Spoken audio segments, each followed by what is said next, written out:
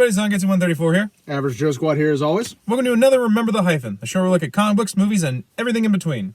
And we got another special review for you guys tonight. So, yeah, well, the light's kind of dead, so yeah, because once again, focus is going to be a little whack on this video. Yeah, you'll have to forgive us. I am trying to fix it too. We don't shoot very much at night anymore. So we've kind of been a little lax on letting the light charge. So we actually, if you saw from the Batman special, it died on us halfway through. Yeah, even though it said full charge, that was a lie. Yeah. So speaking of Batman, we saw the first cinematic Batman picture, and tonight we just saw Superman 1978, and all for the grand total of, I probably can't even read that. $5. $5 Golans. Well, technically 10 for both of us, but but yeah. So once again, due to the whole COVID situation, we saw the classic Superman film in theaters, which I hadn't actually seen it in the whole thing. I'd seen a lot of good chunks of it. Same here. Hadn't seen that. Hadn't sat down and watched the whole thing in a long time. A lot of comic book movie reviewers do this movie. So I it just because everybody talks about it. Well, and it's one of those movies that just everybody knows. It's kind of like Keaton Batman. But it was just one of those movies that I didn't watch it as a kid growing up. Well, as you mentioned before, our local rental place never had it. Yeah, they only had the second, third, and fourth, which was really weird. I wonder if the first one got damaged. Either that or stolen. I wouldn't probably be surprised. Got stolen. But, and just as a kid, I was more of a Batman guy. Over the years, I've grown to appreciate Superman a lot more. Superman for me is kind of interesting because when I was growing up as a little kid, while yes, Batman and Superman were probably the heroes that were my favorite and probably the first heroes I was really into. My earliest, superhero memories are Darkwing Duck and the Fleischer Superman cartoons. Because I actually had, VHS tapes with those Superman cartoons on them. And I used to watch them all the time. I actually also once had the episode, the one Looney Tunes short on VHS where they parody Superman. Because at the time, Superman was new. Because when they were parodying Superman, this was during World War II when he was at the peak, the original peak, the golden age peak. Yeah, the golden age peak of Superman. And so, but when I watched the Fleischer cartoons, I loved them because they're probably one of the reasons why I love animation so much, just because those Fleischer shorts still hold up to this day. The first time I ever watched those was we might have to review the Fleischer shorts. I'm down. I'm pretty sure they're on DC Universe. Yeah. Or I think they're also in the public domain, so I think you can watch them on YouTube pretty easily. Yeah, they're probably on archive. What isn't on archive.org anymore? But basically, when I was a kid, we went somewhere for some legal proceedings. I can't remember what. I really don't. It was in the city somewhere. Yeah. And I had to go with my parents because they couldn't get a babysitter. And the guy had a small TV, one of those old school knob TVs, one of them old ones, and he had a VCR hooked up to it. He asked me, he's like, you like Superman, kid? And I'm like, because I was a Batman kid. I'm like, I like him, but I like Batman more. And he's like, I got Superman cartoons, man. Here you go. I watched the tape 3 goddamn times before my parents are done. Just watched the whole thing. I was like, oh, it's the end. Because I actually knew how to work a VCR as a kid. Same. Because I had one in my room. I was kind of privileged with that. But, I watched that tape 3 times with those. But that and the World's Finest crossover / Superman, the animated series, that was my exposure to him as a kid. I never really watched the live action one. Yeah. Because, again, we didn't have it. And I was more of a Batman guy than I was a Superman guy. But although my mother will tell you, for I think 3 or 4 Halloweens, I had a Superman costume that I wore over and over until I was too big to fit it. I wore a Batman costume 3 out of 3 years in a row. I'm pretty sure. Because for reference, I grew up as a farm kid. I born and raised on a farm, on a dairy farm, and probably partially because my dad also had some old school Superman comics, mostly the '60s stuff. I think because he actually had an issue of World's Finest, actually, the Superman Batman joint book. But which has recently been gathered up into omnibuses. Yeah. DC's been pretty good about re-releasing those. So as a kid growing up, it was kind of fun seeing a character who came from the same kind of... Look like you. Yeah, who came from the same background as I did. Granted, as I grew older, I came to appreciate heroes of a different breed, as you know. But like, there is still a fondness for me for Superman, and this movie kind of reminded me why I have such a fondness for the character. So right off the bat, I think we should just talk about the cast. I think the cast is spectacular. Spectacular. Let's just get the big blue Boy Scout out of the way first. Yeah, Christopher Reeve. Honestly, I still feel he is the best Superman live action. No question. I've read a lot of stuff. You can ask him. I actually bought the making of book for this film on eBay probably about 30 minutes ago. Because fun fact, that's like $94 on Amazon. Yeah. I found it for $20 on eBay, free shipping. Gotta love eBay. Probably because it's out of print. Probably. That's why it's so expensive. I wouldn't be surprised if it's never been reprinted. But anyway, I've read a lot of background stories about this movie because when I was writing my thesis for grad school on comic books, I read a couple books on Superman to get some background info for stuff and site stuff. And the dedication the man put into the role. I mean, he went back and looked at when they were going to do the flying technique. He went back and looked at the TV show with is it George Reeves? Was the original? Yeah, George Reeves. George Reeve and I don't think they were related though. I don't think they were related though. No, they're not. Reeve. George Reeves and Christopher Reeve. They're not related. Different spelling. Oh, okay. But he went back to those and he looked at like how he noticed how stiff the flying was. Because not only was it limited in just what they were able to accomplish with the time, the technique. He also noticed just like that they were people were stiff while doing it. So when you watch him on screen, he puts a lot of like curves and stuff into it and like leans in. Like he tried so hard to make it look realistic, and it shows because it looks realistic even to this day. Yeah. Well, it's interesting because when you think about how Superman flies, he usually does it like this, where he flies with his arms out. Reeves doesn't do that occasionally. Occasionally, he just flies by turning his shoulders. Yeah. Almost like he's propelled by like some sort of force, and he simply needs to turn his body in order to move.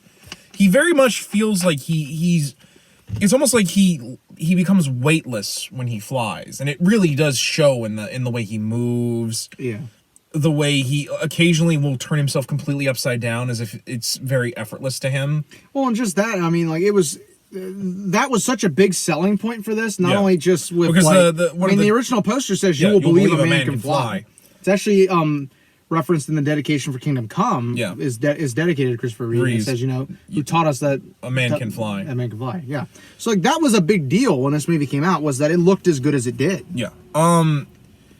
And to be honest, I also think he really gets down the whole making Clark and Superman different characters, but still the same person. Yeah, because with Superman, you can tell he's got the confidence, the swagger, charisma, the fact that you can tell he's still a nice guy, even if. Yeah, like the part where Lois is like, "What color's my underwear?" If you can see through everything, and he's like, "I can't. It's through lead right now." And then when she walks away, and it's almost like an afterlife, he's like, "Pink." Oh, I'm sorry, I didn't mean to embarrass you, Lois. Like he, it's so flawless. It's like smooth. Like you can like, and but then like you watch him as Clark, and it's like the polar opposite, and it really, really works. But not only that, but like you can still tell that like both of them kind of have an awkwardness to him, which I think helps sell that they are the same person. Like Clark or Superman is so nice it comes off as kind of almost like he's aloof. He's aloof, even though he doesn't mean to be aloof. And when he catches himself being aloof, he's like, "Oh, I'm sorry," or like he. Kind of forgets himself, which I think really works to make the Superman just really charming. And the other thing is, I also think he really sells the attitude of Superman when he's being when he's going up against criminals. Like, take his cape. Take his cape. Oh yeah. I don't think he wants just the look that he gives. He's like, no, that look when he's throwing Lex around, when he's trying to figure out where the detonator is for the missiles, the original where's the detonator? Well, not only that, he really sells he just lifts him out of the air with just one arm, he throws him around, you see how he really sells how powerful this man is, but at the same time, the overwhelming humanity to him. Which I think is what makes him so lovable, and why this version of Lois falls in love with him, because like for all his power, he's so down to earth and just like the epitome of what a kind human being should be, even if he's not human. I also found it really hilarious that the younger version of him looks so much like the guy they got for Smallville. Oh, Tom Welling? Yeah, like that him and you Tom... You pointed that out, and I can see the resemblance once you said it. Like, he even wears, like, the red shirt that I think, like, he wore in, like, the pilot of Smallville. Well, I think for Smallville, that was done intentionally. No, I do think so. It just blew my mind. I'm like... you and I aren't the biggest Smallville fans. No, well, to be fair, I think Tom Welling did a good job as Clark. The problem is I was glad he came back for Crisis. Yeah, my problems with Smallville is not Tom Welling. It's more everything else about Smallville. One of these days, we might have to just do a review of Smallville just to talk about why we don't like it. Because I know a lot of people that do love Smallville. It might be on DC. I don't know. I don't know if I want to watch the whole thing, but...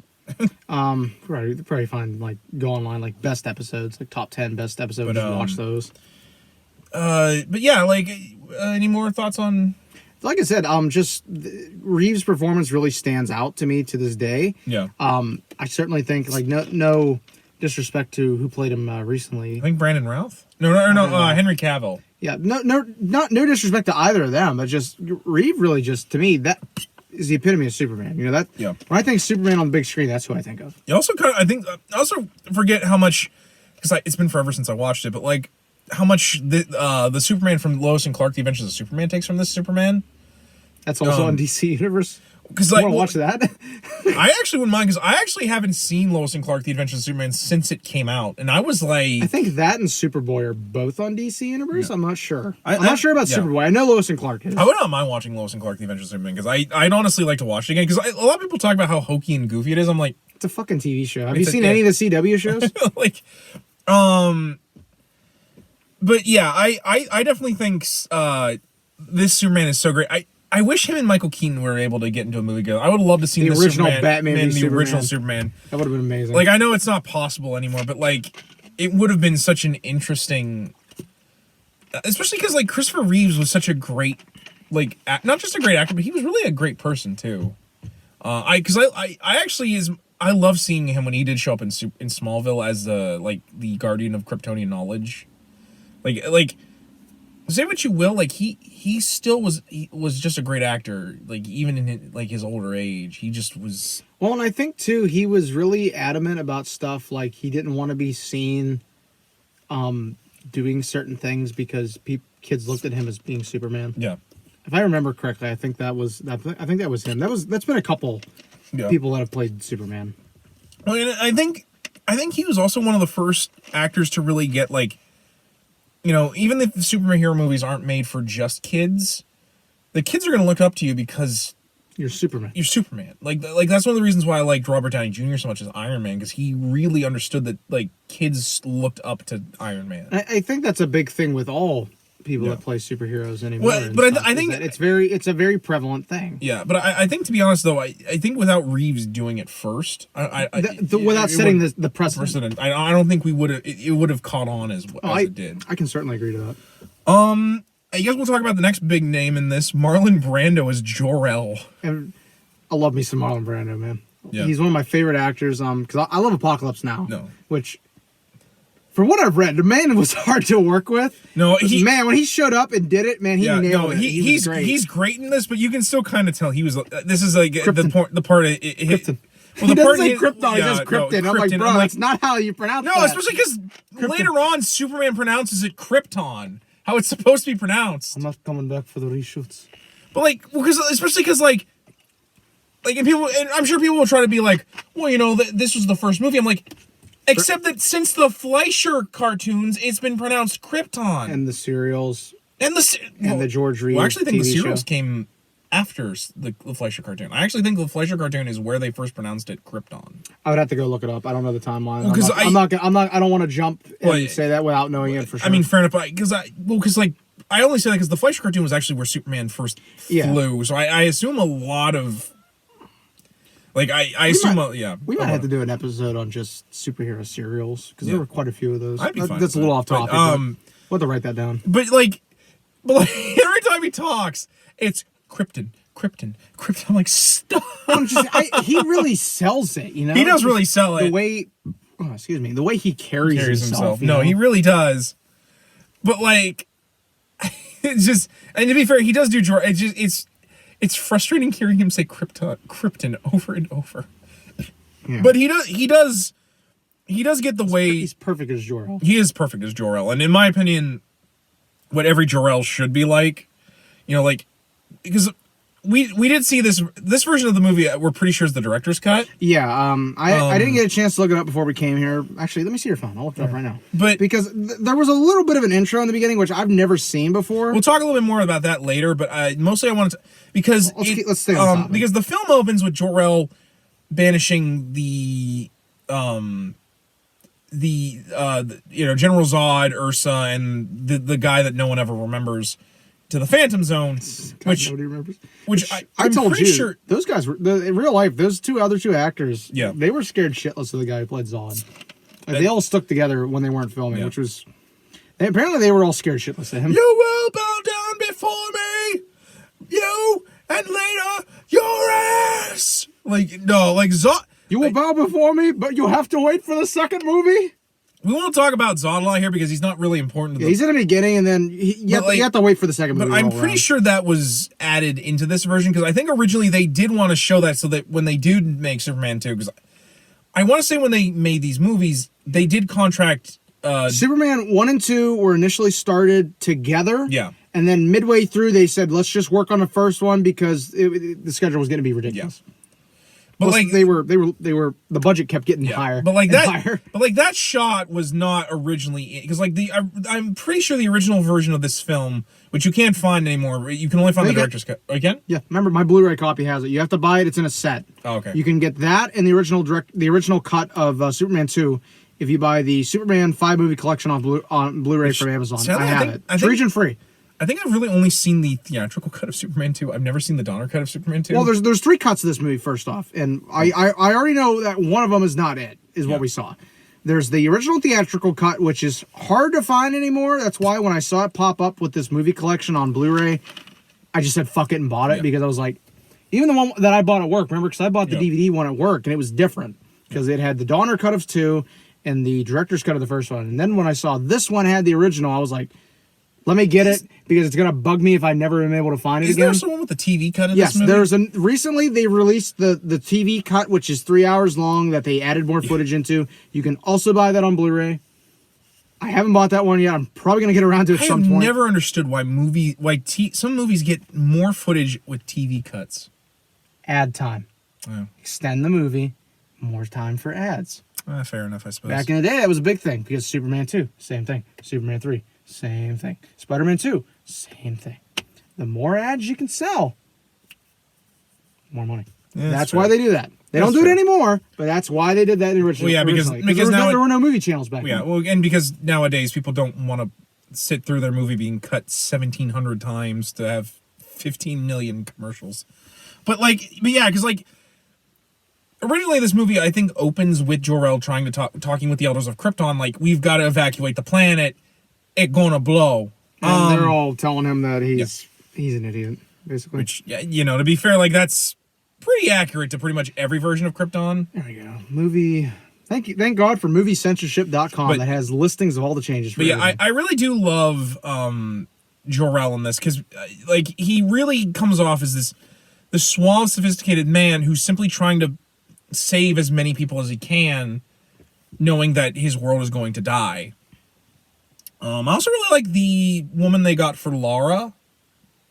Even though she's not in it a whole lot. She's not in it a whole lot. She shows up in the original theatrical cut for 2 more. But I do think you at least get the idea of what her character is, even if she's not on there very long. And just it's. I also really I really like the design for Krypton, seeing as how we might as well talk about Krypton itself since it itself is a character. Yeah, I'll interject. I'm just trying to find if this is an actual.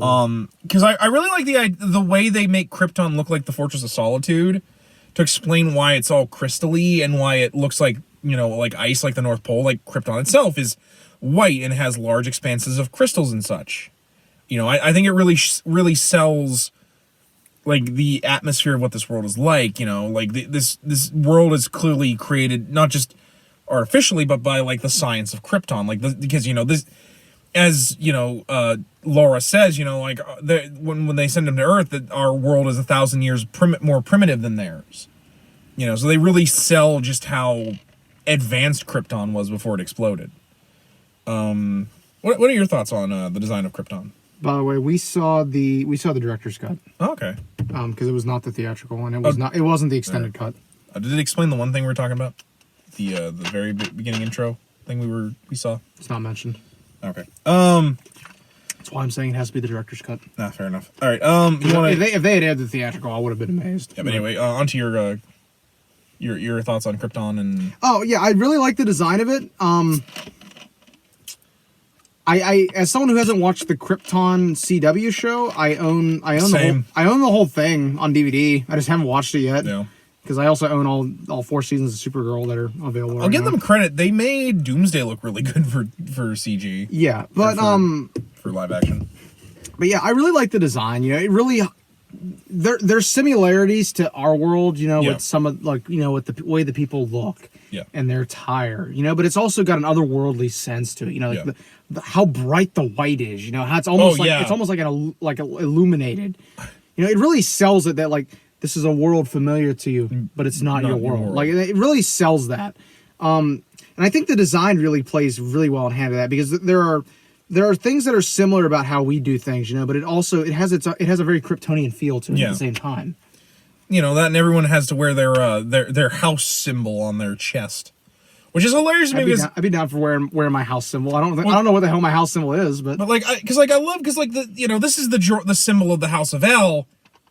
None of the other symbols. Did you say one had the Maserati logo? Yeah, it looked like it had like the Mazda or Maserati logo, which I'm like, because to be fair, that's a problem with the comics anyways, because like that shit's never been kept coherent. Yeah, because like I think the House of Zod's logo is like literally like almost the Russian like hammer and sickle. I really hope they get Superman 2 because I would love to go see. No, I would love to go see Superman 2 because so we see Zod, man. No, because I love Zod. Bring on Zod. Zod is amazing. But yeah, but so we get this scene basically where Jor-El talks with the council, you know, and he basically presents like, you know, the world's gonna blow up. Yeah.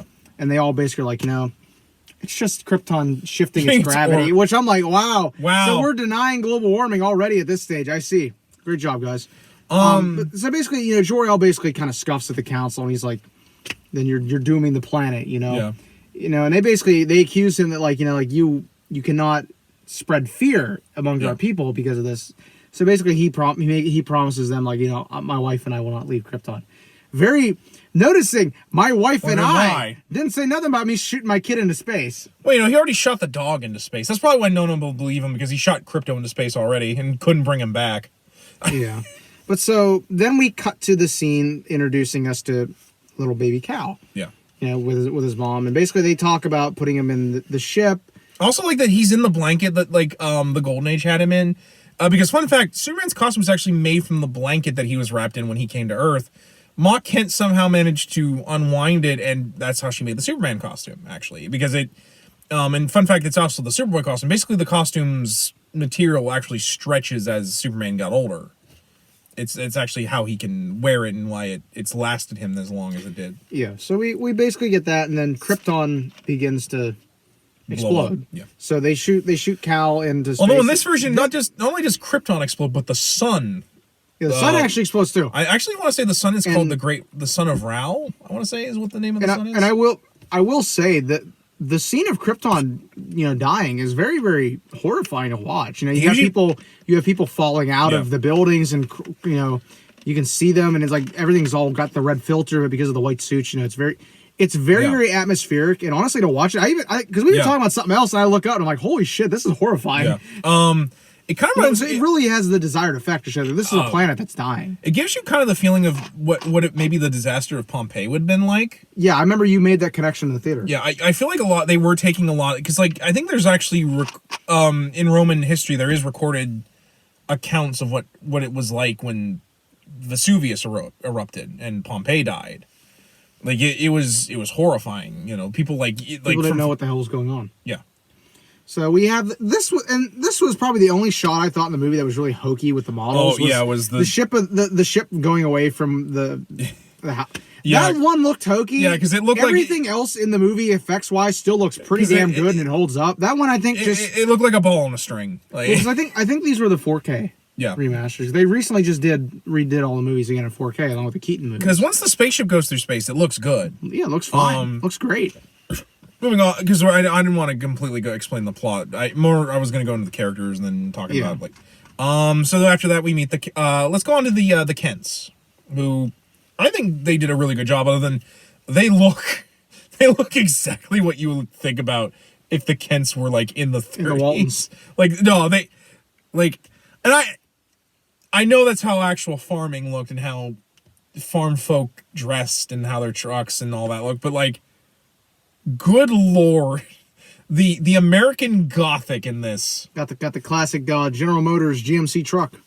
Like, you know, like they got like the barn and like Moss sitting on a rocking chair, like that Americana. That like it was so Americana. I was like, good lord, I'm gonna have to pick hayseeds out of my teeth when we're done with this movie.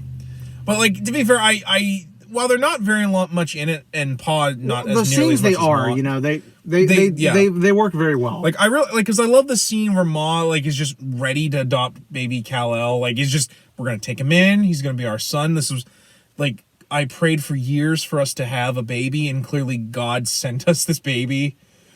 Which and then like you know, and meanwhile Jonathan is very much like, Ma, we don't.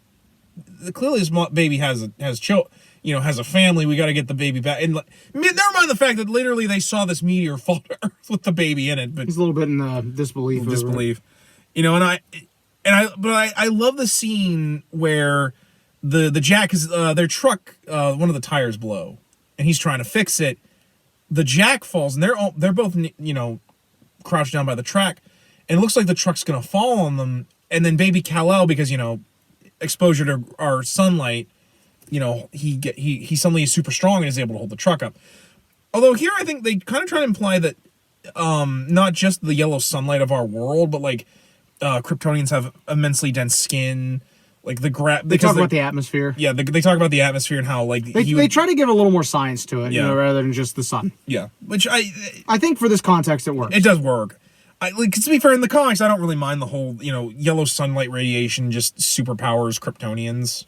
That it like, because, you know, I mean, fair. Like, we have no idea what other stars' radiations does to creatures if, you know, they've been exposed to it all their life. Yeah. But like, and I love it because, like, you know, Pa is a little bit worried about it, but like Ma is just, you know, like in awe at this baby. And then, you know, we see some of you know, Clark's later years, and you see just how much their wisdom and their teachings have inspired Clark to always do the right thing. We get Lana Lang for like what, 10 seconds? 10 seconds. Don't worry, she shows up in 3, even though we're not going to talk about Superman 3. Let's say the better. To be fair, I think that part of Superman 3 is probably one of the better parts, where Clark goes back to Smallville and the romance. One of these days we'll have to do a Superman retrospective. We will probably at some point. But like I like this here just because it shows just how much, not just his training with Jor-El's spirit at the Fortress of Solitude. But they're all parts of the puzzle that fits together, and it becomes who Clark is. You know, instead of like, you know, like he rescues all these kids from a flooding bus, and then Pa says, you know, you should have let those kids drown. Right, Man of Steel? Listen, fuck Man of Steel. That movie is horrible. I don't care. No, that movie is horrible. It always has been horrible. It's from somebody who does not understand the character. But like, I don't give a shit whatever Jesus metaphors they try to use to defend. Because like the only part of the Kents he gets right is Ma. Like they ruined Pa Kent in that movie, because like I'm like, but like without Pa teaching him stuff, he's not Superman. I'm ready for the Snyder fanboys to come after me. I don't give a shit. I don't care. You want to go 10 rounds with me about it? Yeah. Step up. I'm not afraid of you fuckers. I already blocked one of you people. I've been saying that for years. But anyway, I think that's really where this movie is is one of the strengths. It's just Yeah. we see all these different parts of Clark's life that they're all part of the puzzle. Yeah, that all culminate into why he is who he is. You know, and that's one of the reasons why I like seeing them. My only complaint with it's probably one of the few I always hate it when they kill off the Kents. Like how the Golden Age did it, where like they died of old age. Actually, original. What? Yeah, but like, because in the Golden Age it was weird because apparently like some sort of Kryptonian thing falls into the well water and makes all the old people get really young, but then when the water runs out, they suddenly drastically age to the point where they just die. Yeah, Golden Age shit's whack. No, because trust me, as someone who's reading through Golden Age, Batman, Superman, and Wonder Woman, Golden Age shit's whack. But like, because like, to be fair, I get why, because like they're clearly much older when they find Clark in this. I like it more when they're younger and find Clark and age naturally. Yeah. Like so, like he had like, but that's just because I don't think it's like, because that's one of the things that makes him so different from Batman is that he was raised by a family, and I don't really like it when his parents are no longer in his life.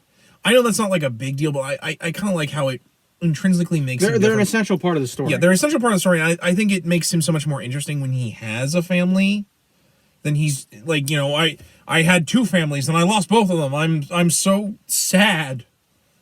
You know, but at least I got Lois to bang. Speaking of Lois, let's move on to Margaret Kidder as Lois. As Lois. She is Lois to me, in my opinion. Like she was perfect for this role, just as much as I feel that Kim Basinger was perfect as Vicky Vale for Batman '89. Now, granted, she doesn't have some of the more modern parts of Lois's character where like she can be kind of like damsel in distress, like. Well, but I wouldn't say damsel, more like she can be kind of like scatterbrained because of the fact she's always trying to find the next story and she's always like trying to. Well, she's more attentive to her profession. Yeah, like, and she kind of like she kind of loses track of what's going on. Yeah, and she can be kind of rude to others because of that, which I think that works for this Lois because she's, you know, she's always trying to get the next story. It meshes more of a more modern Lois with the ideas of like the Fleischer cartoon Lois, where she was always like after the next story. You can certainly tell, and I brought this up when we were watching the movie. You can certainly tell where Superman the Animated Series and the rest of the DCAU, the original DCAU, got a lot of their ideas for Lois. Yeah. You know, like just I feel like the design was certainly influenced by her a lot. Oh, totally. She's a Spitfire. She doesn't take crap from anybody. She's always chasing the next story. And I also really like... at the same time, she's kind. At the same time, she's kind. She falls in love with Superman because one of the reasons I think why Lois is so attracted to Superman, and this is coming from the Secret Origin version of Lois, because she's been in this news game for so long, she's cynical, she's jaded. And then comes along this man, because like she's seen humanity at its worst.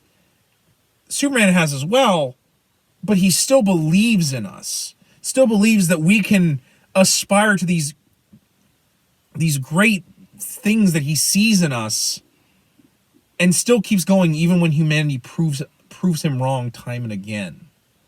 Because one of the reasons I think these two work so well together is because he proved to her that we can be better, and also that, you know, heroes can be heroic.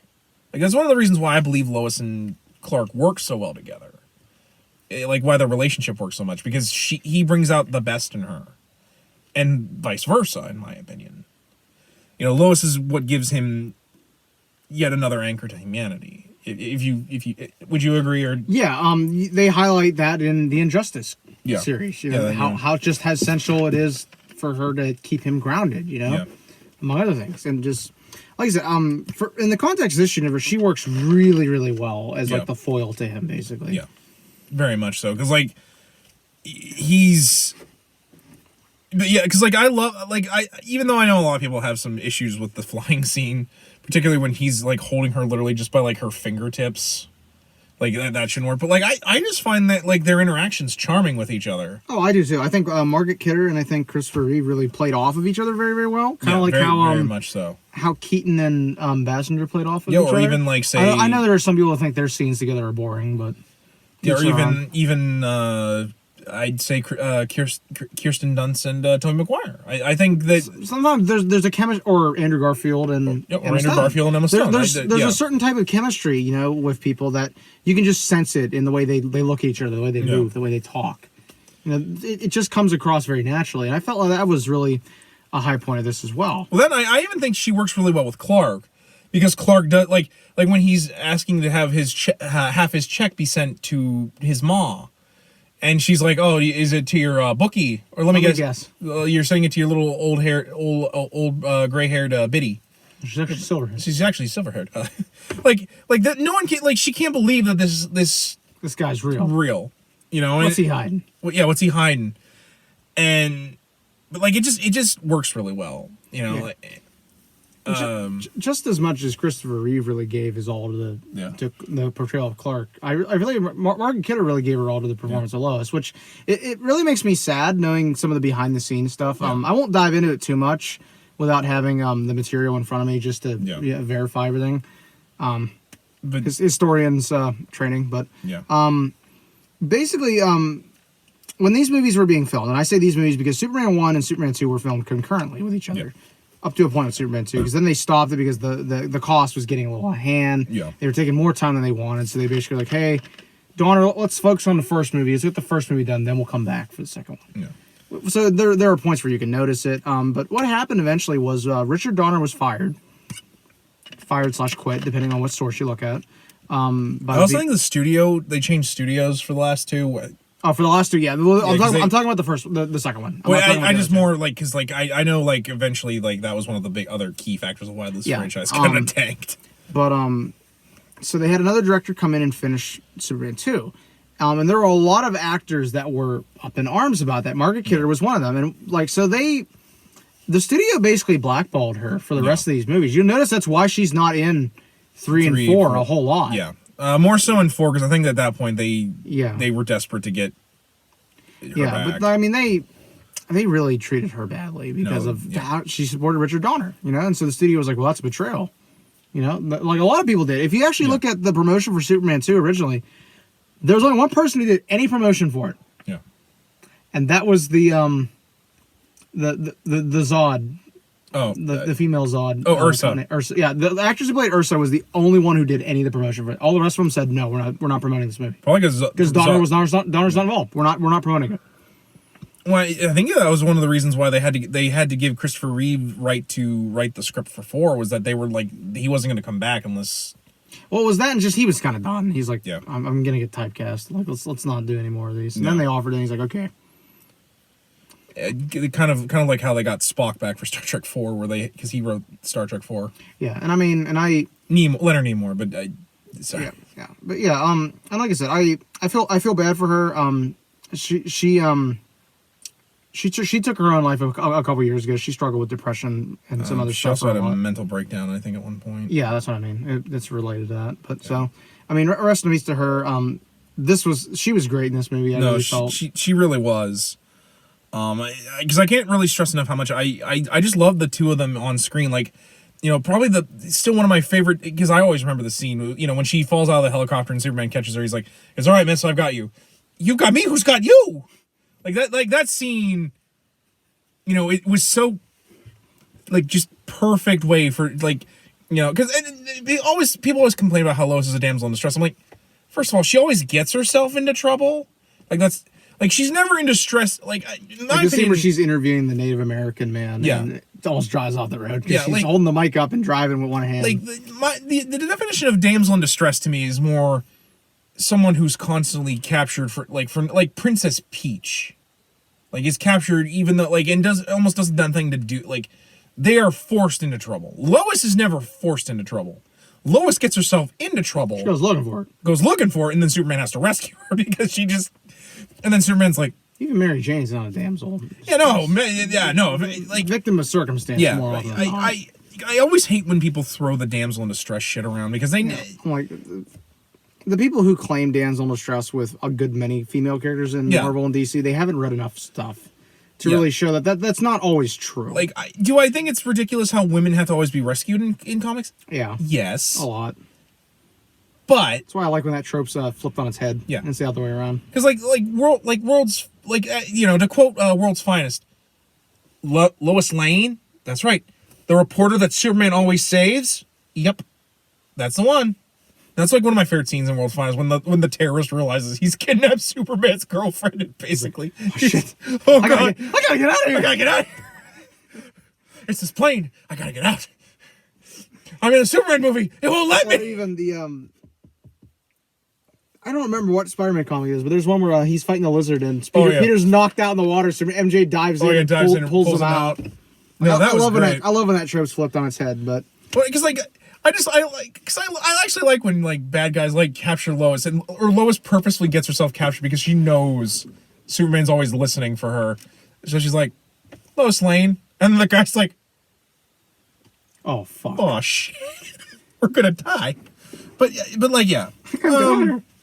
Moving on, let's the next big actor. I also will admit I like the actors who played Perry and Jimmy in this. Jimmy, I think really doesn't show up after this movie. At least I don't think he does. I think he shows up a little bit in so two, long but, since I've seen the other ones that I couldn't. but I don't remember him being in 3 or 4. But like I find the actors that did Perry and Jimmy pretty well as well. Like they're good representations of the character. Yeah, Jimmy. They're not very in depth, but they're more background characters. Jimmy's I mean, the main stars of this movie are Clark, Lois, and Lex Luthor. Lex. Yeah, who we'll be getting to in a minute. Yeah, but like because I like they catch her. Jimmy's a bumbling young camera guy, but he's always, he's got like the energy. He always wants to get the pictures and such. Yeah. Perry is a no nonsense journalist who doesn't doesn't accept like trashy tabloid crap because the Daily Planet is supposed to be like an upstanding paper. But he still cares about his employees. Like I love that scene where he talks to Clark about how like Clark doesn't have any sort of, he's not aggressive about what he wants. You gotta have some of that aggressive Clark, even though he does talk and talk and talk. But like I was a reporter where all my friends were still copy boys. Yeah, like I think they capture the characters of those two, even though they're not really important. But like I'm glad that they're there because like they are important to Clark's story in a sense. Moving on, let's talk about let's just get 3 characters out. Wait, Lex, Mrs. The trio. Yeah, Lex, Otis, and Mrs. Traversham, I think is her name. You're asking the guy with ADHD. Yeah, well, the really sexy chick that Lex has around. I will admit, if you're not a big, probably what a lot of people will say is they do not like this Lex Luthor. Yeah, well, you got to remember this. Yeah. This is how Lex was at that point in time. Yeah. The Lex that we all know from the DC animated stuff. Yeah, that wouldn't be a thing until that's a couple years 80s, away, even still at this point. Because for reference, basically the Lex that we know is a businessman. Like he's still a scientist at heart, but he cares himself as a businessman. It's not good for business. Yeah. Because like originally Lex was a mad scientist who simply wanted to prove his superiority. Because he didn't like that Superman is considered Earth's greatest hero, and he wants to prove that he is superior to Superman because Superman's an alien.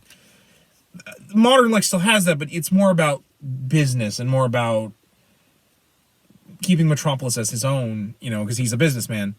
After all, the modern Lex was based around Donald Trump. In fact, when they first made the Lex Luthor, the book that they did was actually based on The Art of the Deal, the cover. This Lex is not that. This Lex is very much the criminal mastermind. Like they kind of try to play him as like Moriarty in that kind of regard, like a mad scientist Moriarty to like Superman's Holmes. Mrs. Traversham, that's her name, Miss Traversham. There you go. But I still like Gene Hackman's portrayal of Lex. He's very over the top and goofy, but like I think he works for this movie and the rest of them. It's just a shame that he gets shoehorned in a lot later in the later films, particularly Superman 4. Yeah, he's really bad in Superman 4. But I think he works here really I thought well. Superman 4 was a great film. I can't even say that shit with a straight face. You hear this shit? Gotta love this fucking guy. And then there's this asshole. But yeah, well, your thoughts on Lex? Like I said, I feel like the portrayal of him in this movie, it works for how he was at the time. Kind of Is it the one that I would prefer? No. But hey, works for the movie. Kind of shame he spends like the entire movie wearing wigs. Yeah. Because Gene Hackman didn't really Gene Hackman was bald, but like I think he's still alive. Is he still alive? I can't remember if he's still alive, but I don't know if he is or not. For reference, he actually is a bald man, but he did not like be showing that he was bald, so he wore wigs basically. I think he's fine as Lex. His scheme makes no goddamn sense, even by comic book standards. I'm going to shoot missiles at the San Andreas Fault and take a section of California. He bought up all that desert, and he's like, I'm gonna revitalize. I'm like, that doesn't make any goddamn sense. Like, especially for reference, like James Bond films were happening at this time. Like you couldn't have done something like irradiate Earth, America's supply of gold, or like almost cause World War III between Russia or the Soviet Union and the United States. Yeah, like something other than a real estate scheme. For the movie, it works. I mean, it does work, but like as we're gonna tell you about when we get to the end, it's like it works for the movie. It doesn't mean it's not kind of fucking stupid. Yeah, but Raiders can't be choosers. This was a big deal when this movie came out. So I also love Otis and Mrs. Traversham just because they're so bumbling compared to Lex. It's kind of like the foil. That Miss Traversham's pretty hot. Like, good lord, they knew she. That was eye candy. No, that's exactly what that was. But I will admit, I did like that she wanted to stop Lex's plan after she finds out like her mom is in the range of like the destruction. Kind of, I think it works because it's one of it shows the like Jor-El and Superman's faith in humanity, their ability for good. Yeah, like even like especially because Miss Traversham, is committing these atrocities with Lex. She still doesn't want like innocent people to die, even if it is just her mom. Yeah. But to be fair, I love Otis. Otisburg? Otisburg? Otisburg. Fun fact. There's a part in Arkham named after him. Named after it. There's an Otisburg in Gotham. In fact, I think actually in comics there's an Otisburg in Gotham. I think it's mentioned in one of the Arkham games as well. Yeah, but because if you look at the map of Gotham City, there is an Otisburg section, and it's a reference. Awesome. I think that's really it for characters overall. Yeah, I don't want to dive too much into the plot because it's not really. It's basically the origin story, and then with a plot by Lex thrown in that obviously Superman diffuses. I really think the biggest part of the movie then, and it's the one that gets picked apart, and I think we made a joke right when near the end where it's like, don't worry, Lois, I'm about to do something that will piss off the fanboys for decades to come. Basically, so near the end of the movie, Superman, he stops all this destruction. He puts the fault line back, but because in the process, he can't save Lois. Yeah. So which by the way, Christopher Barnes takes some fucking cues because God, Reeves blows out that mic. Holy God! The scene where he's upset and realizes like for all my great power, why can't I save Lois? And so he decides decides that if I'm not worthy enough to be Superman if I can't save the woman I love. Yeah, so he screams no, flies up into the atmosphere, and then he flies around the Earth really fast, and it makes it stop, and then it starts turning backwards, and it just reverses time. Which I think even you and I talked even like comic standards. Holy fuck, that makes no goddamn sense. Look, I get. I've seen Golden Age stuff that makes more goddamn sense. Yeah, Batman fighting a vampire monk makes more sense. How? I don't know, but it does. But again, for the context of the movie, it works for this universe. But if compared to some of the stuff I've read, I'm like, come on, man. It's still scientifically that doesn't make sense. But then again, it's a superhero movie. It's still kind of a plot hole for me because it's the part of the movie that has certainly been ripped to pieces over the years. Honestly, that's the biggest thing I see with this movie is that people are like, the ending doesn't make sense. Well, because even if you think about it, if he is powerful enough and fast enough to, why couldn't he stop both missiles? Well, yeah, the whole point of this plot is Lex launched 2 missiles because he's like, even you with all your great power couldn't stop both of them.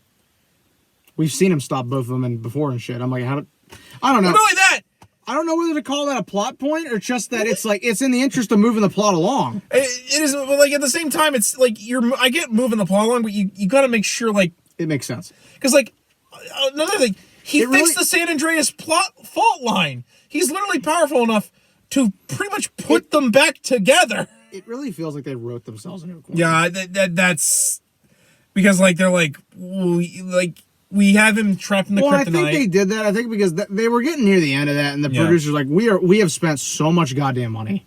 I think that's Please just finish this movie so you can release it.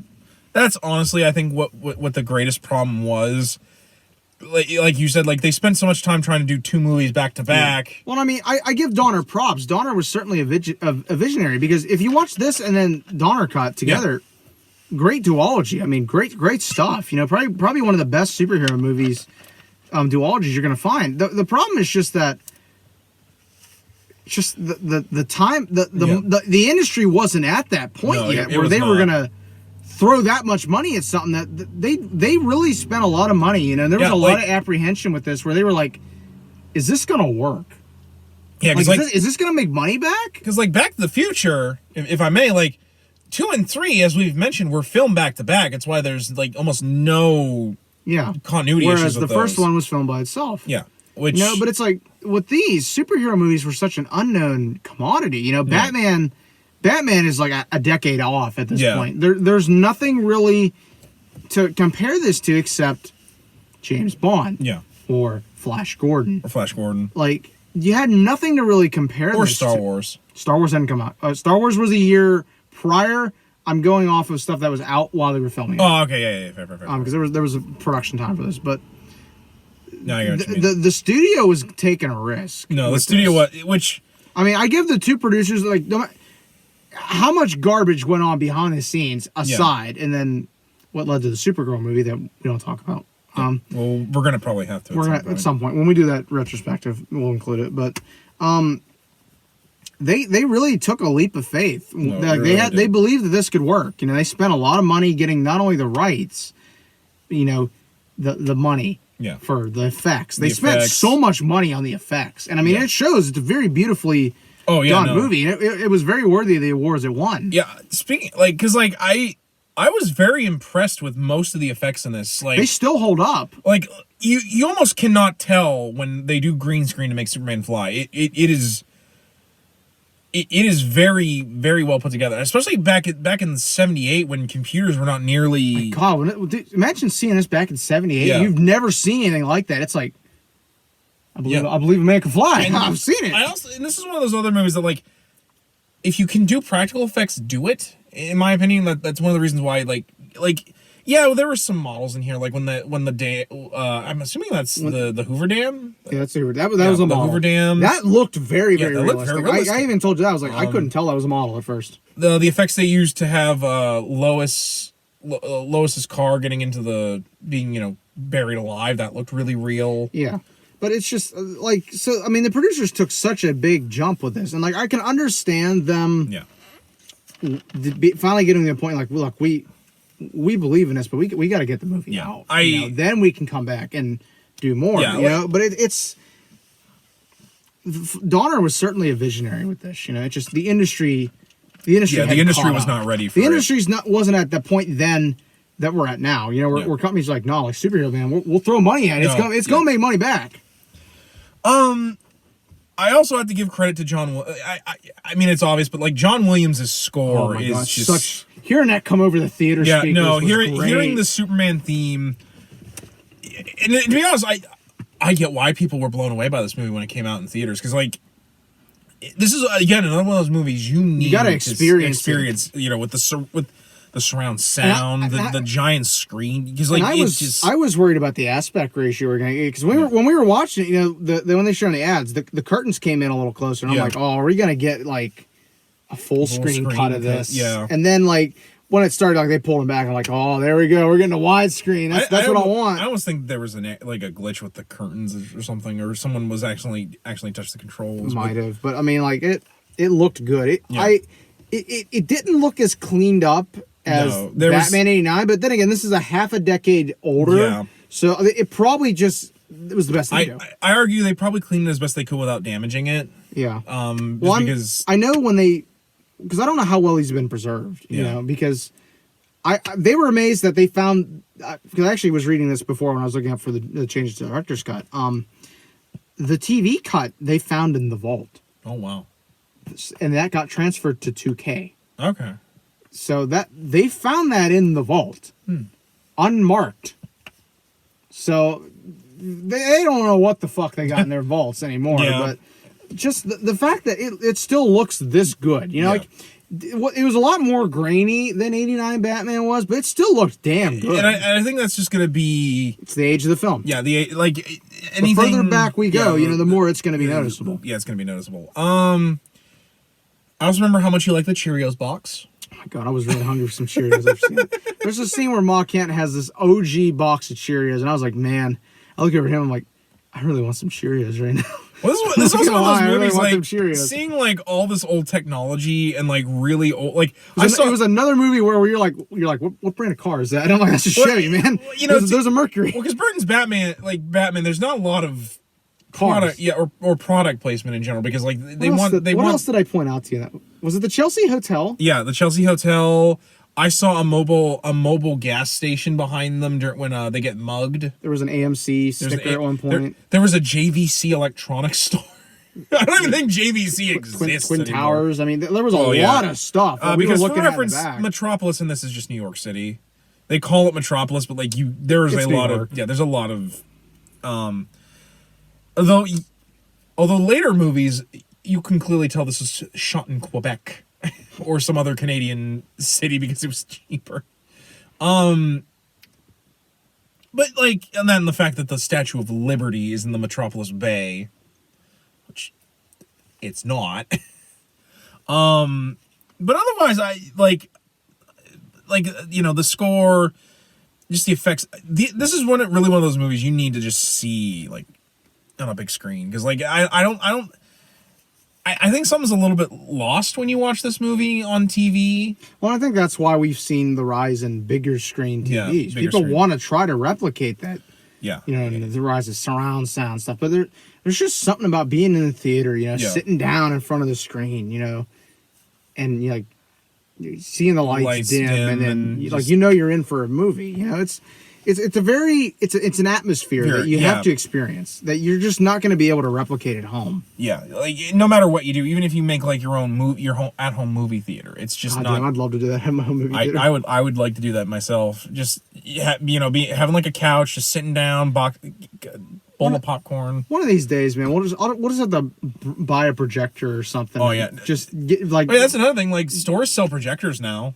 Use that barn over there. Just be like, let's have a movie night. Yeah, that'll work. That could work. That'd be fun. That would be fun. We'll have to do that some night. Actually, have to get girlfriends. Beside the point, because for me that's an impossibility. But people don't want me. But anyway, self hate aside, this was a movie that I'm really glad we got the opportunity to see in the theater, because I had a great time, honestly. No, I had a really good time watching this too, because this movie still holds up for me. Like it's probably one of the only Superman films that gets Superman.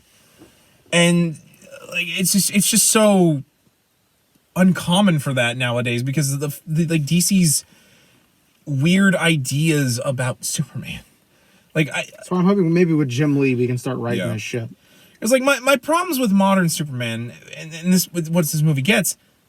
Everyone focuses so much on the super And forgetting the man. Man, like that's one of the reasons why I like Superman versus the Elite so much. And one of these days I'm gonna find my copy of it so you can watch, because we're gonna do this movie. Although I think it might be on DC Universe. I'll have to look when I go home. Because like I love Superman versus the Elite, because in my opinion it's Superman dealing with his greatest enemy, relevancy. Despite the fact that I think now more than ever we need a Superman. But Joe, did you hear what? This is relevant. I meant to bring this up to you. Warner Brothers got asked recently about doing another Superman movie. They're like, in this current climate, we don't think a Superman movie would succeed. I'm like, yeah, I've heard in of this that. current climate, damn, we need a Superman. I'm sorry. Yeah. Like, are you like That's just telling me Warner Bros. Don't got the balls to do a Superman movie. That's what I'm hearing. To put it bluntly on the nose, they don't have the cojones to do it. Well, and getting onto a tangent, like people complained about Man of Steel. I'm like, get somebody who understands the damn source material. Understands Superman. Like, look at Wonder Woman. Wonder Woman succeeds. The director gets the material. Aquaman. The director gets the material. Shazam. I don't care how many fans complained that it was too bright. Gets the material. Got the material. You need to have someone that understands material. And I'm sorry, Zack Snyder never understood the goddamn material. You know, when a man sits down and says that his favorite, like, he got the idea that Batman kills from a YouTube video showing all the times he killed in movies, that it's okay he killed. Yeah, the guy doesn't understand it. He never has. I'm sorry if you're a fan of him. I think the guy's trash. I mean, to be fair, I like 300, but yeah, Zack Snyder bashing aside, God, we need to do a video just where we start bashing people. We're not doing that. I want the Dan Slott bash video. I got notebooks and material. But anyway, but like this movie, you could do this movie, yeah, in this current climate, and it could be a great thing. Well, if I may, Avengers did Captain America. Like Captain America, like why can't we do Superman? Like now more than ever we need Captain America. Like now more than ever we need Superman. We need someone who reminds us, hey, this is what we have to strive for. You know, he doesn't fly above us like a lot of people like to believe he does. He walks among us. There's a reason why he has the Clark Kent identity, Brian Michael Bendis. That, like, he has a humanity to him. For the fact that he can change the course of mighty rivers or blow away tornadoes, leap tall buildings in a single bound, more powerful than a locomotive. He's still a man, and it's that humanity in him that allows him to realize, hey, I can't make all the governments of the world give up their nuclear arms, because that means I'm a dictator and a god, and that's not who I am, and that's not who you want. God, when we get to Superman 4, we're going to rip that movie apart, aren't we? I mean, there's no good way of not ripping that movie apart. Like, even with the Donner cut of it, you can't not do that. Everything Quest for Peace did right. 2-minute video. Yeah, it'll be very long. But like, you know, like I was kind of glad to see this movie because it reminded me just why I like Superman. Why when I read big DC events and all the horrible things happen, and then Superman shows up, I'm like, oh, thank God. Superman can finally end this book. Like, even like in the bad DC events, when Superman shows up, I'm like, thank God Superman's here. Well, and it's just, you know, it reminds you of why so many people in the DC universe look up to him, you know? Yeah, and not just the people that are related to him, like Kara or Power Girl. Like, even Batman respects Superman. He won't tell you that, but... I mean, look at the DCAU stuff where Superman was presumed dead, and Batman was like, no, he's not dead, and I'm going to prove it. Oh, even when they had the funeral, he was there. He wasn't in it, but he was there. Oh, yeah, when he comes, after everyone's left at night, he comes in the morning, he's like, I respected you. I hope you knew that before you... And then he hears a crime, he's like, what is it he always used to say, Clark? Never-ending battle? Because, you know, like, this symbol means something. Like, you know, like the house, the symbol stands for hope. Yeah, like, as much as I find that line really atrociously. What's the line we always quote from the college humor thing? Hope starts with an H, stupid. Sorry, I still find this shit funny. But, like, well, Superman doesn't have to say that. Yeah, but it's a symbol. Yeah, you know, people can look to this and see safety, hope, yeah, like, inspiration. Like, there's a reason why Metropolis is the way it is, because when Superman showed up, it made everybody in that city be like, this guy looks out for all of us. Like, there's a reason why Metropolis is so different from Gotham, because Superman makes that city what it is. Well, it's even like, to keep going with the symbol, it's like there's a reason Power Girl doesn't wear it. Yeah, she's like, that's not who I am. You know, like, there's actually a comic, I can't remember what it is. I think it's one of John's runs. Yeah, where she talks about that, why she doesn't have a symbol. She's like, I left the thing in the center of my chest blank until I got a symbol, and I'm still looking for one. Yeah. Then they got to kind of make it. So that, Yeah, that's a reason. There's a reason she got a new I mean, costume. yeah, yeah, because not only just him, Kara, John, Connor, Crypto, even Crypto, Streaky. Well, actually, I don't think Streaky ever wore the. Did Comet ever wear the symbol? Who? Comet, the horse. Yeah, he had like a bridle that had the S on it. Comet the super horse. Beppo the super monkey. I think there was a super snake at one point. Maybe this was what Lois called it. Stop. But just bottom line, the symbol should stand for hope. Yeah, and this movie is one of the reasons why I feel like Superman's a symbol of hope in this world. Aside from the fact that he got a poor little girl smacked across the face for saying that a Superman saved her kitty cat from a tree. That did not age well. And he saves Gerald Ford. He saves President Ford. Yeah, he saves Ford. Because that took us a little bit. It's like, who's president this time? Like, I believe it's Ford. It wasn't Ford. It was Carter. Because Air Force One gets hit by a bolt of lightning and blows up the engine. I was like, I don't think that's how it would work. I don't think lightning is that powerful. Okay. I mean, it would put it out of commission. It would put it out of commission, but I don't think the whole thing would just explode. Yeah, but any final thoughts on just the movie? Why this movie's held up, and if nothing else, yes, Superman is hokey and can be sometimes cheesy and silly, but at the end of the day, this movie still treats I think if you have the chance, you should see it. I'm not sure what other theaters are showing this, but I'm guessing a lot of them, because I think Warner Brothers is just trying to get movies out so that they can. It's on DC Universe app if you have it. It's pretty cheap on Amazon, and then honestly, if your Walmart's anything like our local one, you can buy the 5-movie collection on DVD. For only I think I paid $10. Yeah, I think $10. Get pretty damn cheap. I give this movie a 10 out of 10. I still think it's one of the best superhero films out there. 10 out of 10 for me as well. But I believe a man can fly. Yep. Yeah, that was just to kind of sum up my feelings. Again, this was probably the first time in a long time I've actually just sat down and watched it. Paid attention. Didn't have it going in the background. Didn't come in halfway through. Just sat and watched it.